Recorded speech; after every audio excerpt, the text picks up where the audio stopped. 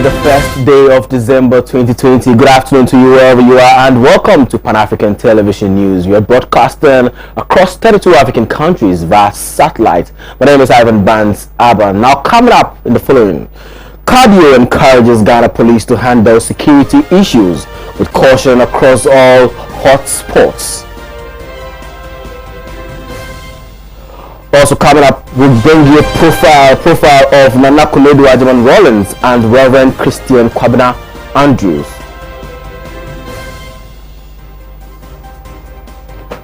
And in business today, dengue coronavirus has facilitated e-commerce among Ghanaian businesses. Guta. And on international fronts, Irish Nursing Union demands end to exploitation of student nurses and midwives. Now, these and many other stories, including sports and entertainment, coming up shortly. Do stay with us.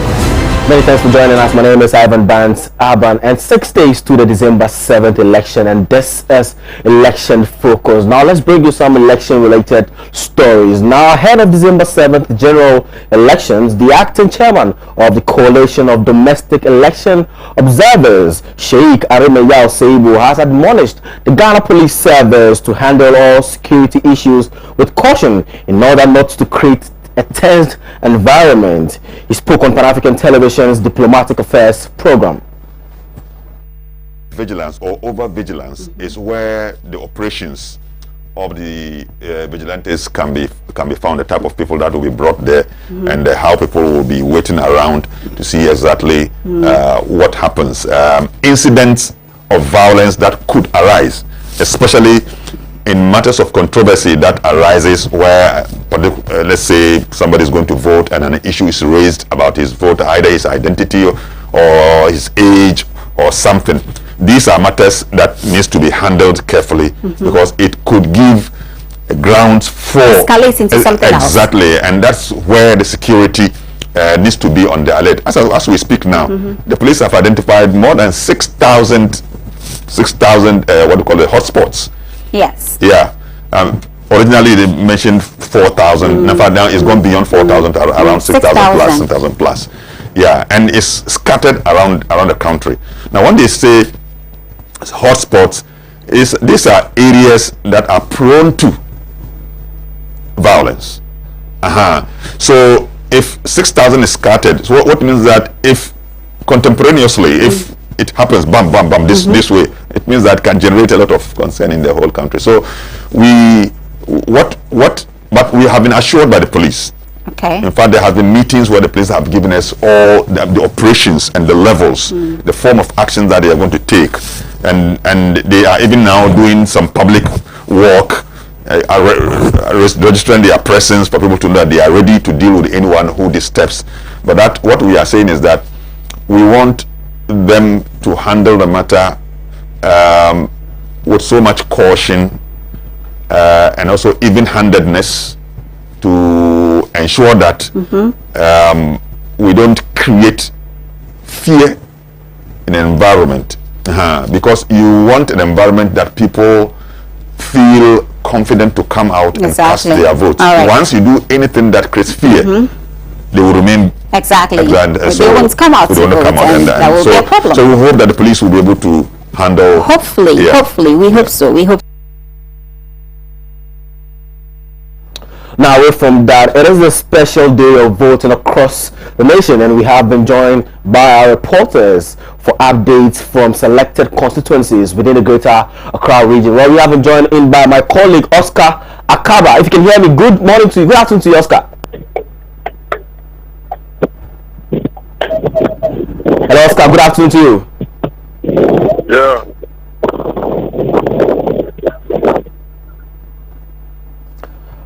Hello, Oscar. Good afternoon to you. If you can hear me.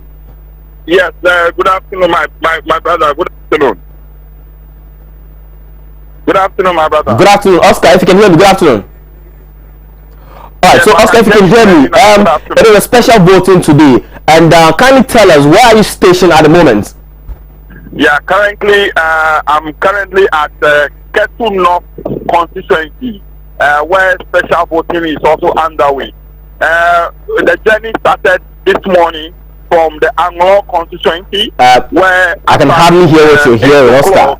So if you can position yourself very well for me. We had almost about 25% of special voters, which are made up of 344 in the Anglo constituency, have voted.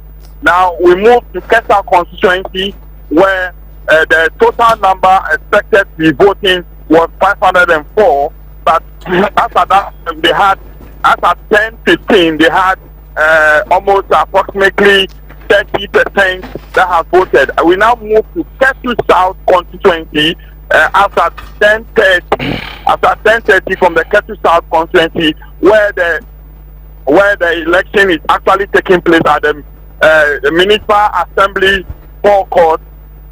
So far, about 44% have voted so far. Have gone through 44% of total number of 52 special 522 special voters that were expected to be voting there today.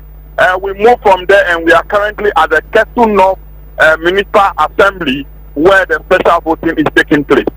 Okay, all right, Oscar. So with regards to the adherence of the COVID-19 protocols, what can you report on that as well?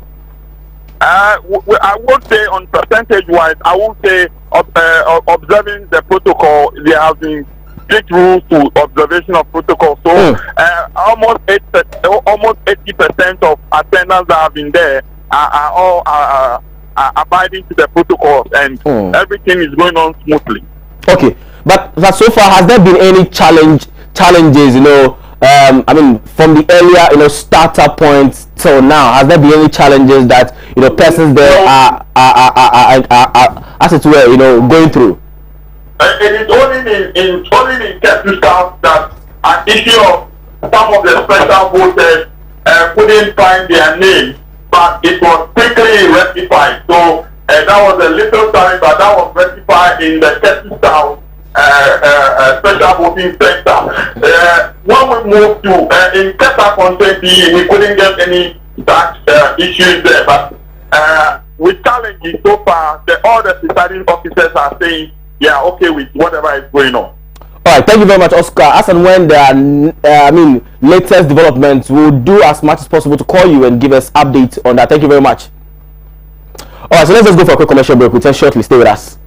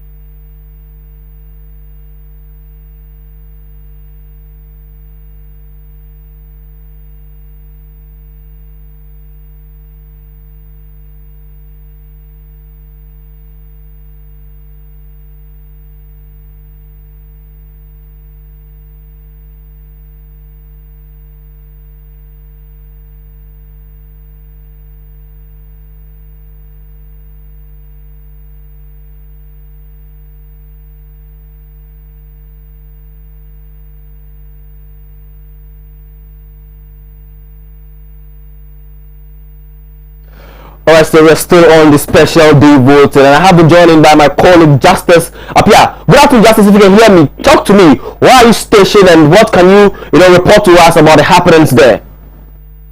All right, thank you so much, Ivan. We have been to the Ayawaso West Wogon constituency. The special voting is ongoing at the Legon police station. Okay. We've spoken to the parliamentary candidate for the National Democratic Congress in person of John Dumelo. We tried as much as possible to also get the incumbent member of parliament to speak to. Unfortunately, she left the place right after we got into the place. Now, we spoke to the presiding officer. We spoke to some of the party agents also. According to the presiding officer, the total number of persons who are expected to vote in this election. Okay. Okay. All right. So, with regards A and B. Okay. Yeah, so let me say that they have Center A and B. Center A, they are expecting 584 people to vote. So far, about 293 people have voted. And at Center B, they have 582 people who are to vote at that center. So far, 273 people have actually voted. The statistics we've gathered, putting everything together, as I said earlier, they are expecting 1,166 people voting at that particular center. Okay, so have there been any challenges earlier before the voting started? I mean, with regards to representatives from both political parties, representing there to obviously to see to it whether or not things are going as smooth as it should be. All right, so I can hardly hear you, but if I'm able to hear what you're talking is by.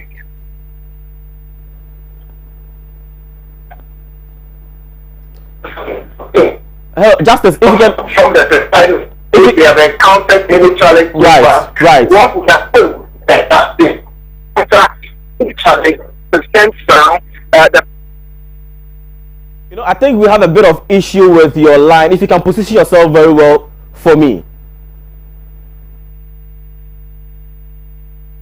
Hello, Justice. Hello, Justice. Right. I think we're having a bit of challenge with our reporter Justice Appears, and when we do get him, we'll still bring him on the line to explain to us exactly what is happening at where he's stationed. We'll still jump over to our next reporter, the Abban Nakete. She's also going to be explaining to us exactly what is happening at the constituency. Yes, okay. So I'm being told that we'll be getting in touch with Maxwell Chigbe, who also happens to be our reporter. Like I intimated earlier on, we'll get in touch with him and also find out what exactly is happening at the station where he is as it stands now. We'll be looking at issues of coronavirus, whether or not, persons who are trooping in to register, to vote, as it were, adhering to the COVID-19 safety protocols. We'll be looking at whether or not there are some peculiar challenges in that very constituency. We'll look at other related, issues as well. And so, Maxwell, Maxwell, if you can hear me, good afternoon to you.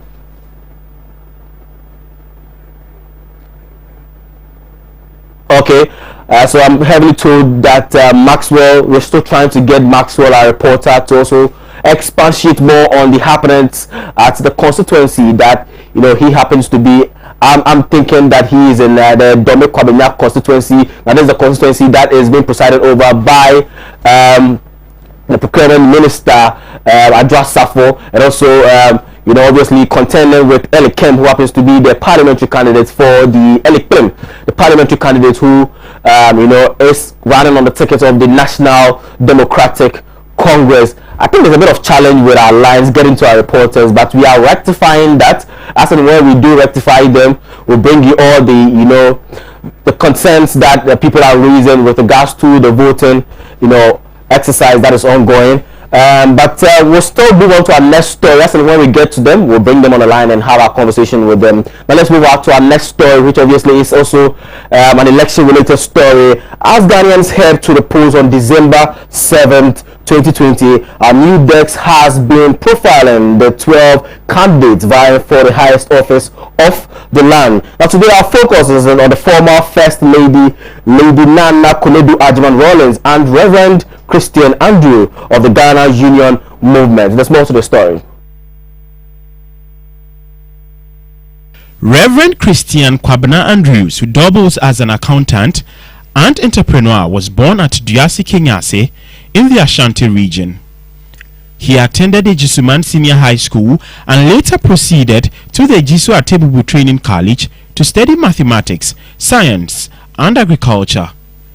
After a brief teaching career, he became a district field officer before delving into politics. The founder and general overseer of the Life Assembly Worship Center formed the Ghana Union Movement on March 10, 2019, with its endearing motto, "A Right for Development," to contest this year's polls. A staunch Nkrumahist, he aims at reviving the developmental agenda of Ghana's first president with a focus on massive industrialization to propel national development. Nana Akufo-Addo Rawlings was born in Cape Coast on November 17, 1948 to J.O.T. Ajiman and Felicia Ajiman.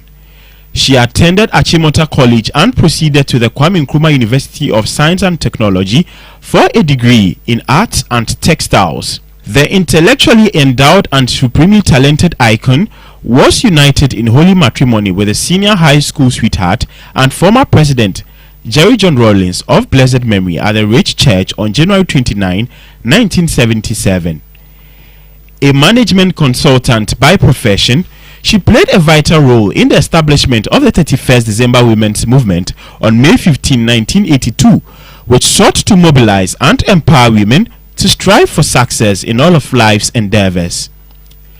Nicknamed the Hillary Clinton of Africa, she became the first female to vie for the presidency on the ticket of the National Democratic Party in 2016. Widely touted as the longest-serving First Lady in Ghana's political history, she has won several awards to her credit and has also published a literary masterpiece dubbed "It Takes a Woman."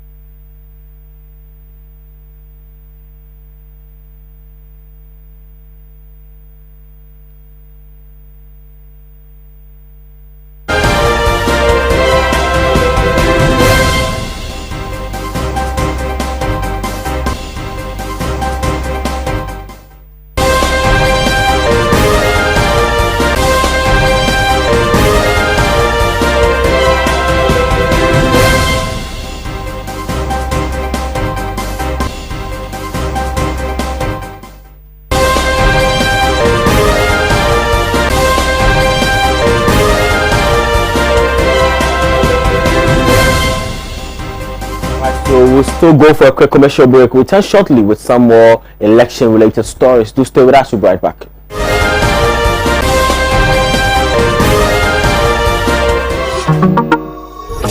Do you desire to develop a career in media and journalism, beauty and cosmetology, fashion and designing? Then the best institution to help you achieve your desired goals is GH Schools. In our media school, we offer 1-year certificate and 2 years diploma courses in television and film production, journalism and media studies, journalism and media art. In our cosmetology school, we offer 2 years full cosmetology course, 1.5 years beauty therapy course, 1 year beauty specialist course. In the fashion school, our programs include 1 year certificate course in fashion design, 2 years diploma course in fashion design and technology. At GH Schools, industrial attachment is assured. We offer 70% practical training and 30% theory. Our fees are affordable and paid in installments. Register online at www.admissions.ghschools.online. GH Schools. Train, practice, achieve.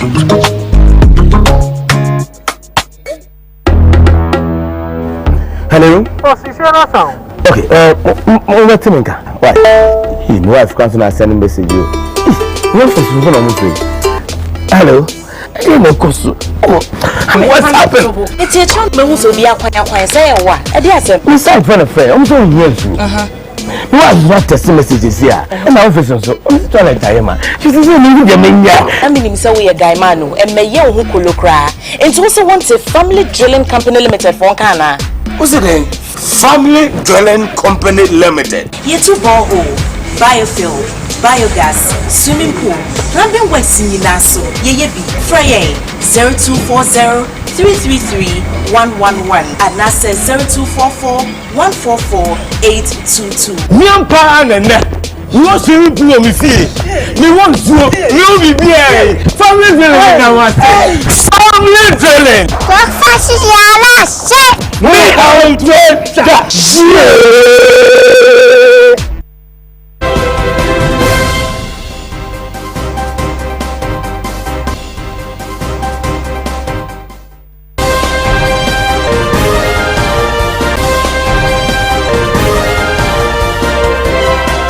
Alright, so we cross carpet back to our reporters at the various constituencies with regards to the special voting. I've been joined in by Maxwell William Chigbe, who's a reporter at Pan African TV. Maxwell, I'm heavily told that you are stationed at Domi Kwabena. Now, talk to us about the happenings inside the Domi Kwabena constituency. So, the election itself, which is a special voting exercise, it's actually taken at the place as the various municipal assemblies, not the various police stations in the constituency that we were envisaging or previously saying is supposed to be. So it's actually at the various municipal assemblies that is where the exercise is actually taking place. So okay, we've been to the Domi Kwabena, that is the Kwabena police station, Atomic police station A and B, and as at 11:47, we were told they are expecting about 393 ballot papers to cast today or votes to cast today. That is 393. 11:47, they had about 143 that was out of the. So you can see it's not even up to half of their target for the day, but they have ample time to wait for the rest of the electorate to cast their vote. But there was a small problem that almost elected were encountering after the time it got there. About 6 of them were complaining not finding their names in the special voters register, and most of them were security personnel. And of course, it was a very interesting story to know because they are supposed to give us security on the D-Day, which is the 7th December. Maxwell, if I can hear you right, you're saying that some persons got to the polling station to cast their ballot, and they were told their names were not captured in the voter register. Is that what you're saying? Okay, according to them, they haven't found their names in the special voters register. But according to the presiding officers, they said a form has been sent to these various special voting electorates that are supposed to fill and submit to the EC for compilation of these names.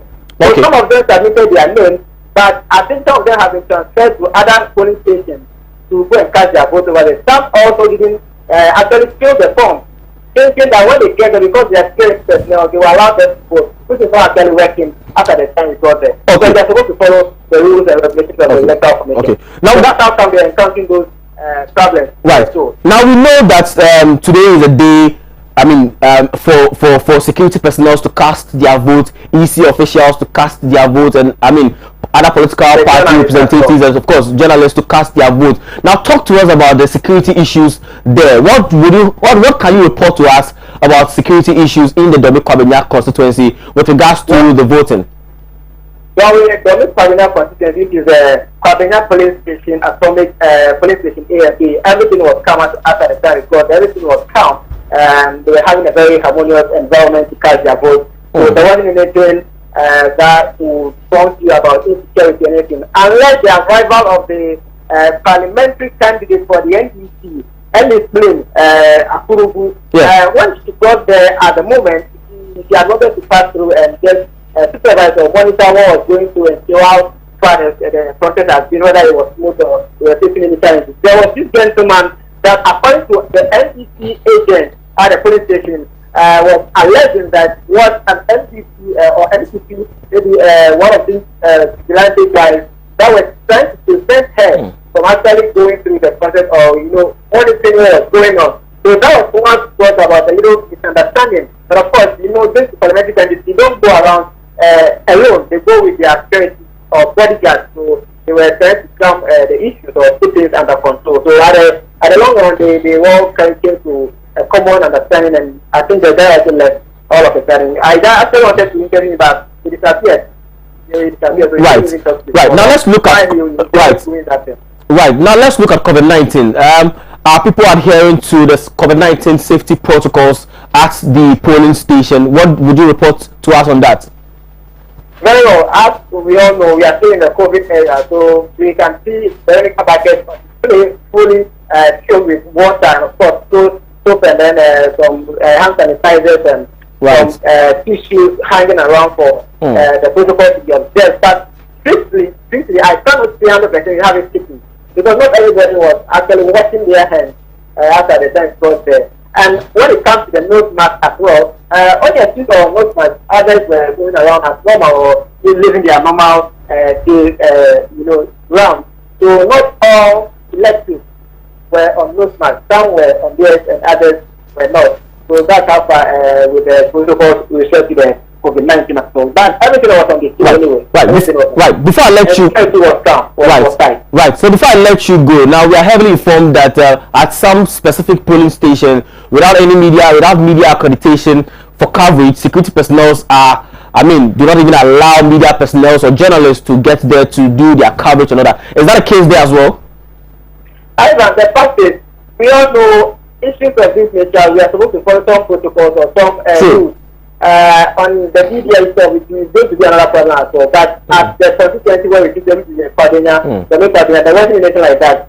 There wasn't anything like prevention of media guys to take coverage of anything. Now, there wasn't anything like that. Everything was put for us. Right. So do you see any representatives of political parties like the Ghana United Movement, APC, PPP, heavily represented there as well? No, it's just about the two main political parties. The NPP and the NDC. And NDC that are very visual everywhere you go. Alright, thank you very much, Maxwell, for your time. As and when there are other informations, we'll try as much as possible best to call you and give us updates on what is happening in the Dome Kwabena constituency. So that was our reporter, Maxwell William Chibu. We'll go for a quick break. We'll tell you some more stories. Do stay with us. We'll be right back.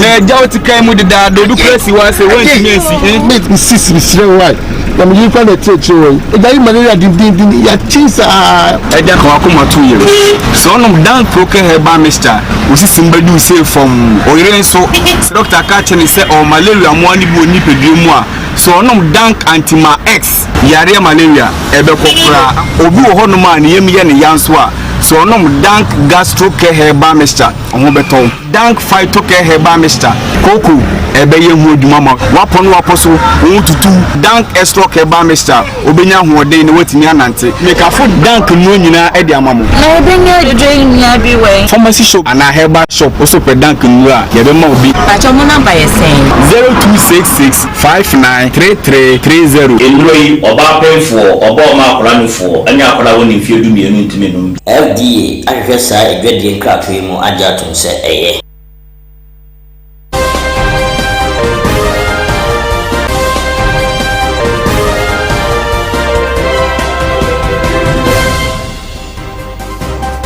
Many thanks for still staying with us. My name is Ivan Banks Abban, and let's do some health-related story. Well, today marks World AIDS Day.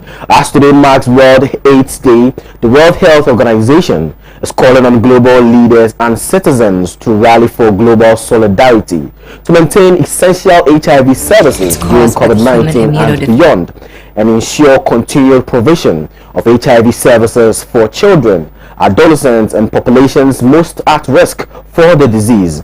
The organization also called on countries to provide health workers with greater protection and support so they can continue the work safely during the pandemic. For our local stories, now 10 after this break with the business story. Do stay with us.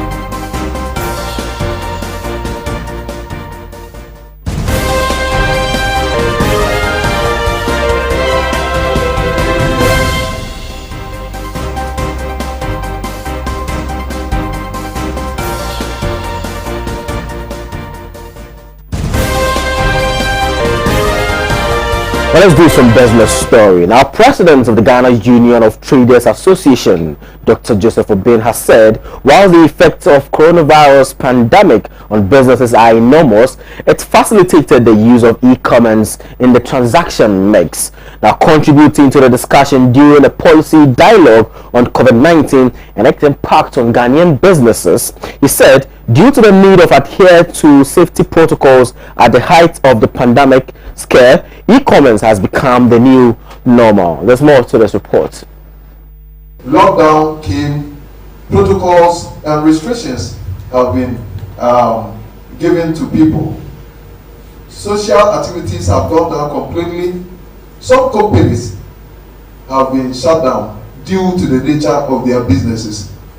Ordering patterns have changed because now ordering have shifted towards consumable and medical related products. People, traders as we are, always have to realign ourselves and find how we can still survive even within the pandemic era.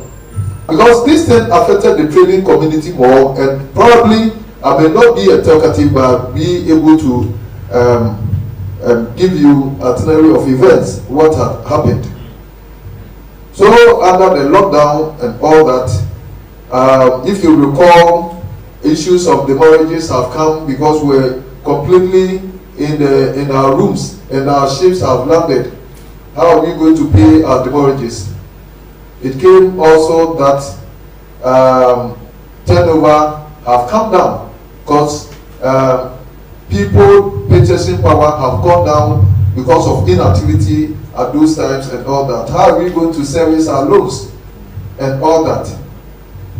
These things became very difficult. If I have to continue, I'll take other people's. But I know once we are going some of these things, and what have even come as a new normal is the e-commerce that have come because of these protocols and all that, to edge the most of the traditional businesses also out of business. According to him, before Ghana received information about the outbreak and the severity of the pandemic, the traders were already aware of the situation. Ourselves.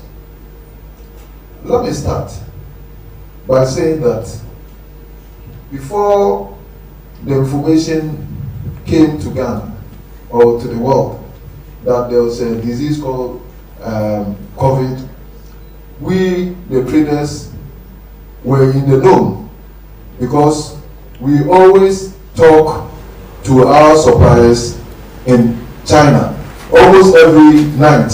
When people are sleeping, their day has started, and so you call them. When are you? That's all for our business news. Up next is international news.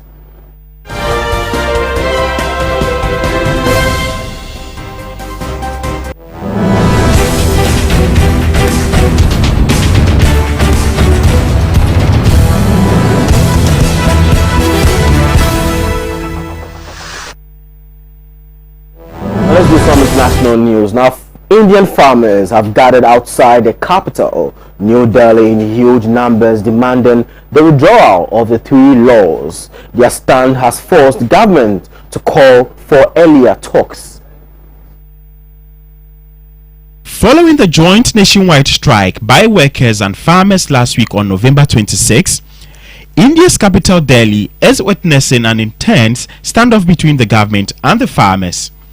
For the past 4 days, thousands of farmers' groups have marched on Delhi from neighboring states to protest against 3 controversial laws that were recently passed by the right-wing government of Prime Minister Narendra Modi.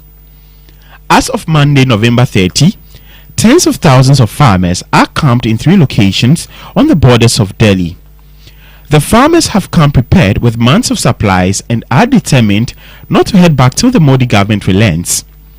Their determination has forced the government to advance proposed talks, which will now be held on Tuesday.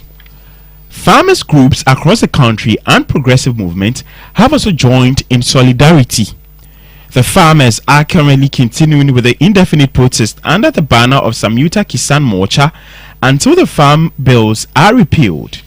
The 3 laws are likely to weaken the existing regulation on base prices for agriculture goods, government-mediated producer markets and will enable a greater corporate role for agriculture. Many have criticized the laws as a neoliberal package made for the agricultural sector that has been in crisis for nearly 2 decades. En route to the capital, farmers and their allies face literal roadblocks put up by the governments of the 2 neighboring states of Haryana and Uttar Pradesh. Concrete barricades and barbed wires were put up, key national highways dug up, and police repression was mounted at the Delhi state borders, with baton charges, tear gas and water guns in the middle of a cold wave. The police in Delhi, which is directly controlled by the Modi government at the center, also sought permission from the state government to convert few stadiums into open-air detention centers for the protesters.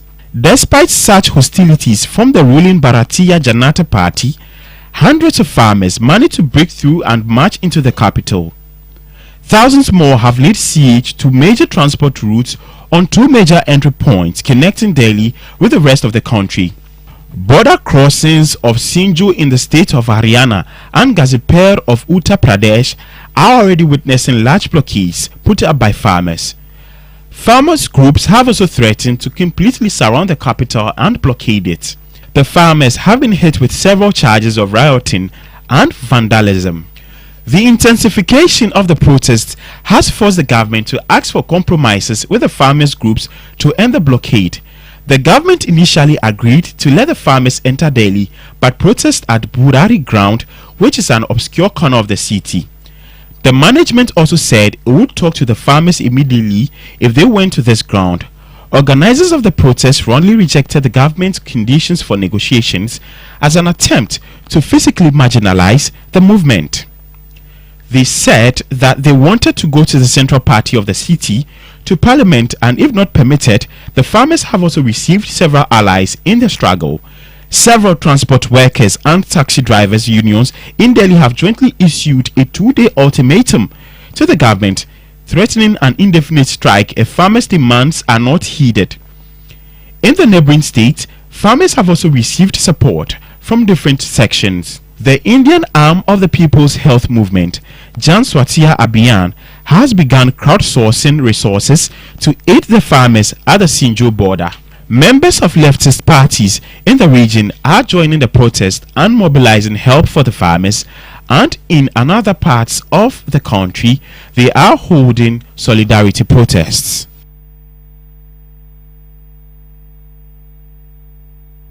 A credit to our international partners, People's Dispatch, for our international stories. Now, up next is sports with my colleague Bless Alomaso.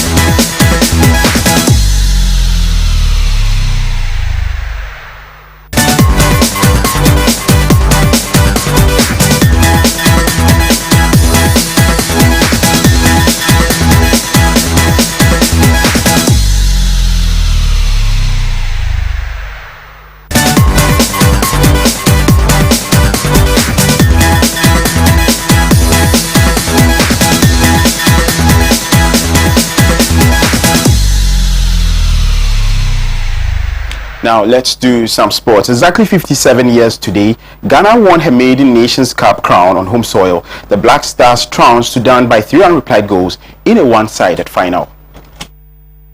Ghana, handled by Charles Kumi Jamefi, played with seamless quality and telepathic understanding which confounded their opponents. They bombarded their opponent's goal area with incessant raids but failed to hit to score in the first half. Enterprising winger Henry Emmanuel Ofedodu replaced Leonard Aqua after the interval and breathed some life into the game.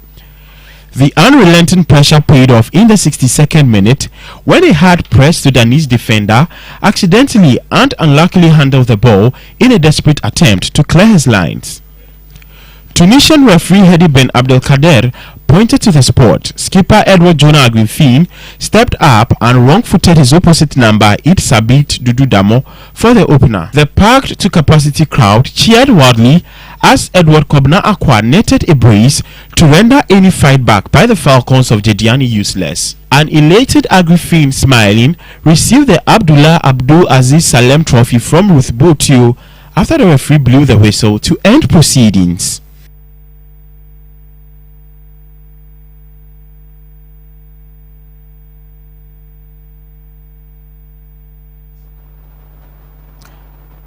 Now that's some interesting Ghanaian football history right there. Now away from that, the Ghana Football Association has postponed 5 matches of the ongoing Ghana Premier League season. According to the GFA, the matches have been postponed indefinitely due to the upcoming December 7 polls. A statement from the Ghana FA reads, the Ghana Football Association would like to hereby inform Premier League clubs and stakeholders that 5 fixtures have been postponed indefinitely. The FA says the decision has been taken due to the 2020 general elections scheduled for December 7, 2020, as well as Asante Kotoko Sporting Club and Ashanti Gold's participation in the 2020-21 CAF Interclub competitions preliminary round. The affected games include Match Day 1 game between Aduana Stars Football Club versus Accra Hearts of Oak, Week 3 double between Accra Great Olympics and Asante Kotoko. Ashanti Gold at home to King Faisal Football Club. Week 4 sparring between Mediama and Asante Kotoko Sporting Club. Bechem United versus Ashanti Gold will also be affected. The association says a new date will be communicated in due course.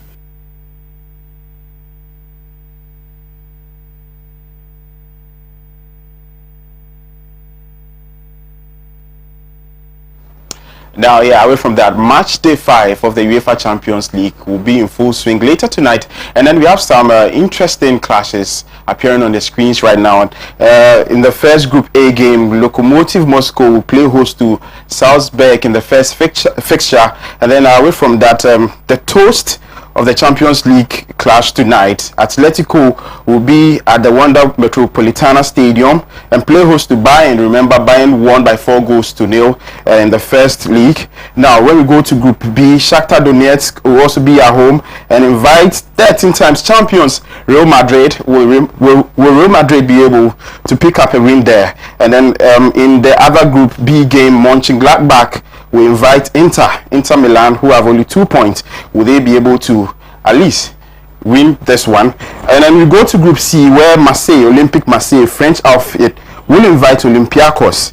Yes, and aside that, too, Porto will be at home to Man City. Yes, and then we go to Group D, where Liverpool, former champions, will be at home to Ajax. Will Ajax pick up a win there? Remember, Liverpool went away and then won 1-0 there in that match. Atlanta, in that final Group D game, will play host to Midtjylland as well. And that's all we have for sports on Midday News on Pan African Television. Do enjoy the rest of the news.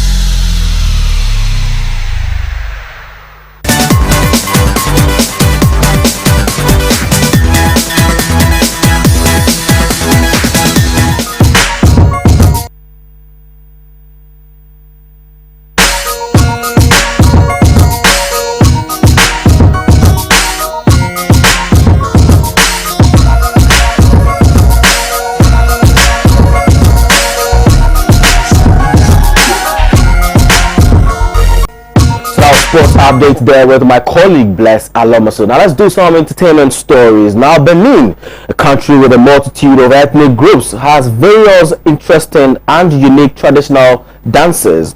Each dances with specific attributes and moves that are pleasing to watch can be linked to the heritage from which that ethnic groups comes from. Performed everywhere across Benin It is more prevalent in the departments of the Atlantic and done especially during special events such as wedding ceremony, graduation, or when a soon-to-be bride engagement is being announced. Ogbume dance performed at festivals and funerals is attributed to ghost called Egugon. Sakpata Gambada and Atigali are all sacred dances practiced not only during special events and are reserved to initiate.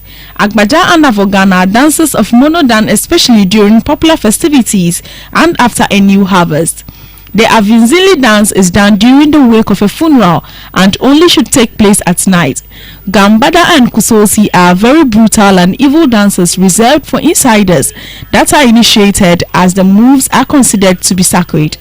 Ajogan, this is a royal dance performed by the princes and princesses of this department during the festivities at the royal palace. The dancers do not wear clothes, but attach a cloth to the chest and hold an iron stick along which small metal discs are spinning and making chimes. Kaka has a dual purpose, for rejoicing and or for ritual dance. It is executed with pieces of bamboo that is tapped against each other to get the rhythm. The dancer is also playing an instrument, music, which is made with bamboo. With Dajon, the dancers sit on the small bamboo tools and they move to the rhythm of drums. The dance runs during any kind of events and festivities. Sato is executed only by fatherless and motherless civilians. The dancers move in a circle around a big drum. We call it tam tam in Benin. That exceeds the height of the man and try to tie the head of the drum with the help of a curved and jumping up. It is the dance that happens specifically during funeral events. Akohun and Acha are those performed by princesses of Abome. To do this, they tie a cloth to cover their chest and the rest of their body and wear a multitude of pearls around the neck and wrist. They tattoo their chest, neck and back with colin powder. This dance requires great flexibility of the body.